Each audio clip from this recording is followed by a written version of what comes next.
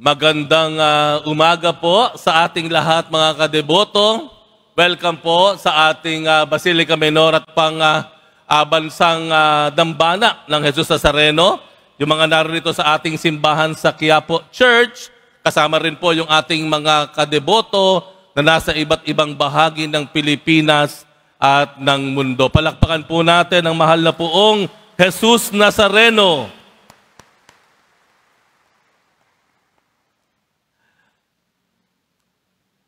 Naniniwala ba kayo sa sinabi ng Panginoon noong sinabi niya, ang mga makasanlibutan ay mas mahusay gumawa ng paraan kaysa mga makadiyos?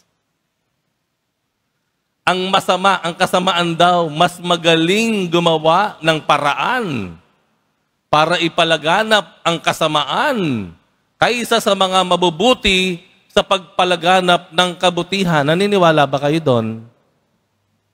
Ay palagay ko naman po, sa mga nakaraang pangyayari sa ating bansa, ay talagang sasang-ayon kayo doon, 101%. Na hindi, wala kakamuwang-muwang, bilyong-bilyon ang nawawala, nananakaw, wala tayong kaalam-alam. Di ba? Kung papaano orchestrated lahat, kung papaano mamaniobra lahat, at sa bandang huli, at the end of the day, mag-uuwi ka ng bilyong-bilyong piso na kinuha mo sa kaban ng bayan. Tama po, ano? Magaling, magaling. Kaya, tama po yung sinabi ng Panginoon. So, ano kaya mensahe ng Panginoon? Ha? Gumawa na lang tayo ng masama. Mas maabilidad pa tayo. Di ba ba? Manloko na lang tayo, mandaya. Total, yun naman ang pinuri dun eh. Yun ba ang ibig sabihin? Hindi. Sinasabi ng Panginoon, kung ang tao magaling gumawa ng kaparaanan o abilidad para gumawa ng masama, dapat ang tao mas magaling gumawa ng paraan, mas maabilidad gumawa para sa kabutihan. Ang sigaw natin, kulong na yan, mga kurakot. Kulong na yan, mga kurakot. Talaga naman yung mga, yung mga ugat-ugat sa daig, talagang nanggagaliiti eh. Bagamat maganda yung panawagan na iyon, pero palagay ko may kulang doon. We are not just to go against the evil, kailangan we have to advance goodness. Baka kasi ang galing-galing po nating alamin, kilatisin kung ano yung mga kurakot, mga masasamang paraan, pero hindi naman natin kayang itaguyod ang kabutihan. To fight against the evil is just half of the battle. Because half of the battle says we have to advance goodness. Tingnan niyo ang ginawa ng Panginoong Jesus Nazareno. Hindi lang niya pinagsabihan yung mga kurakot, yung mapang-abuso na mga nanunungkulang mga Hudyo nung panahon na iyon. Hindi lang niya. Hindi lang niya pinagsabihan, pinagalitan yung mga mapagbalat kayo na mga nanunungkulang mga Hudyo, Pariseyo, Eskriba nung panahon na iyon. Ano pa ginawa niya? Because he knew it's just half of the battle. Because half of the battle says, kailangan kong sumama sa mga makasalanan. Kailangan kong pakinggan yung mga tinapon ng lipunan. Kailangan kong pagpagalingin yung mga inihiwalay na mga ketongin. Kailangan kong patawarin yung mga nawawalan ng pag-asa. Kailangan kong makisalo at kumain kasama yung may mabababang mga uri na mga tao. And that actually means doing good. Amen? Baka kasi, it's perhaps one tactic of the evil. Sasabihin ng demonyo, sige, anhin mo mga masamang yan, tirahin mo masamang yan, hanggang sa maging vigilante ka na. Pero hindi mo alam, yung pamamaraan mo, mali na pala. Na we are so consumed Talagang nalulunod tayo doon sa galit, sa ngit-ngit natin sa masama. Pero nalilimutan natin ang ating bukasyon. Ano yon? Gumawa ka ng mabuti. Ayaw na ayaw mo sa mandaraya, pero gumawa ka ng katapatan. Ayaw na ayaw mo sa kasinungalingan, kailangang mamutawi sa iyo ang katotohanan at mamuhay ka sa katotohanan. Amen? Ganun po yun. We cannot win the battle if we are just against the evil and we are not doing what is good. Kailangan po mas magaling tayong gumawa ng kabutihan at magaling tayong magmaniobra, maabilidad para yung katotohanan at kabutihan ay umabante ang siyang maghari. Let me just cite to you some of the ways kung papaano tayo tatagal sa paggawa ng kabutihan o katotohanan. Number one, ang paggawa po ng kabutihan ay higit sa atin. To do good is more than us. Ano ibig kong sabihin? Gumagawa ka ng kabutihan para sa pangalan mo, para umulad ang buhay mo. Hindi po doon lang yun. Hindi lang yun ang dahilan. Hindi lang yun ang ating layunin kung bakit gumagawa tayo ng kabutihan at nagsasalita tayo ng katotohanan. Dahil ang tunay at mas malalim na dahilan, dahil ito ay tawag ng Diyos sa atin. Yun yung bukasyon natin. Ito ang dahilan kung bakit tayo binuhay ng Diyos. Para gumawa ng kabutihan, magsalita ng katotohanan. Kapag naroroon ang ating isip, kahit mapahiya ka, okay lang. Kasi alam mo, ginagawa mo yung tawag ng Diyos sa iyo na manatiling tapat sa Kanya. Kahit hindi ka sumikat, kahit lumamang yung iba sa iyo, okay lang. Basta maliwanag sa atin, gumagawa ka ng kabutihan, nagsasalita ka ng katotohanan, dahil yon ang nag-uugnay sa iyo sa Diyos. Dahil yun ang bokasyon mo. Amen?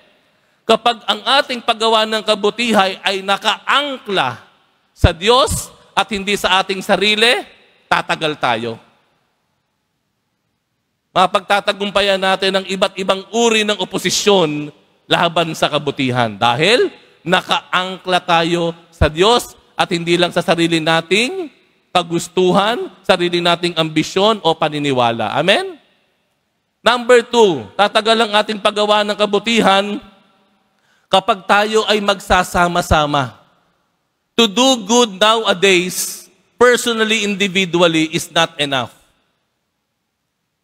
Ulitin ko po. Yung sinasabi natin, basta ako, mabuti ginagawa ko, bahala kayo dyan, hindi na po pwede yun. Hindi na po pwede yun. Kailangan po lahat ng mga nag-aasam ng kabutihan, katapatan, katotohanan, kailangan magsama-sama. Because the evil is a very strong power na kapag nag-iisa ka lang, lalamunin ka ng buhay mag-isa. Amen?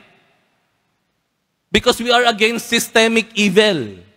And individual goodness is no longer sufficient. It is no longer enough. Kailangan sasama ka sa may mabuting hangarin din. Makikisama ka sa mga taong naghahangad ng katotohanan din.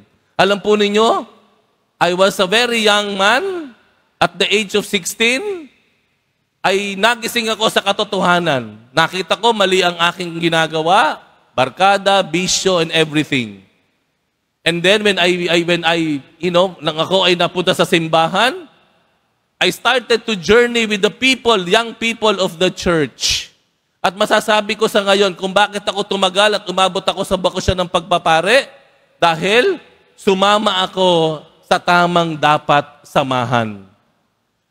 Lumalakas ka kapag mayroon kang mga kasama na nagtataguyod at naniniwala sa kabutihan, katotohanan, at katapatan. We have to be together. Individual goodness is no longer enough because we are against a systemic evil. Kulturang masama na kapag nag-iisa ka, lalamunin ka ng buhay. Amen?